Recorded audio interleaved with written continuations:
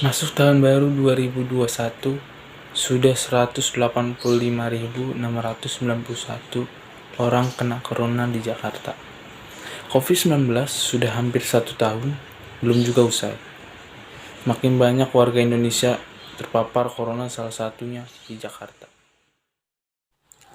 Di hari pertama tahun baru 2021 ini total sudah ada 185.691 orang positif corona di Jakarta.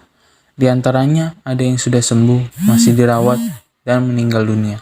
DKI mencatat sebanyak 1.956 kasus baru COVID-19. Tes PCR di Jakarta tercatat sebanyak 14.411 spesimen. Dari jumlah tes tersebut, 12.111 orang dites PCR hari ini. Ini untuk mendiagnosis kasus baru dengan hasil 1.593 positif dan 10.518 negatif. Namun, total penambahan kasus positif sebanyak 1.956 kasus lantaran terdapat akumulasi data sebanyak 363 kasus dari 2 laboratorium swasta tanggal 28 Desember 2020 yang baru dilaporkan. Jumlah kasus aktif sampai hari ini sebanyak 304 kasus, sehingga secara keseluruhan terdapat 15.871 orang yang masih dirawat dan isolasi. Adapun jumlah kasus aktif di Jakarta naik sejumlah 304 kasus, sehingga jumlah kasus aktif sampai hari ini 15.871 orang yang masih dirawat atau isolasi. Sedangkan jumlah kasus konfirmasi secara total di Jakarta sampai hari ini sebanyak 185.691 kasus.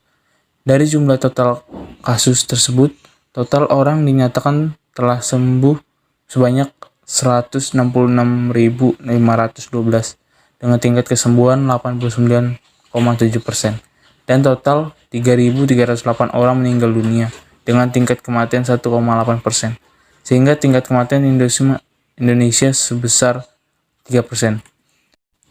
Sebenarnya WHO menerapkan standar persentase kasus positif tidak lebih dari angka 5%. Namun untuk kasus tingkat positif di DKI Jakarta untuk sepekan ini sebesar 12,3%. Sedangkan untuk persentase harian 8,7%. Untuk tingkat positif atau persentase kasus positif sepekan terakhir di Jakarta sebesar 12,3%. Sedangkan persentase kasus positif secara total sebesar 8,7%. WHO juga menetapkan standar persentase positif tidak lebih dari 5%.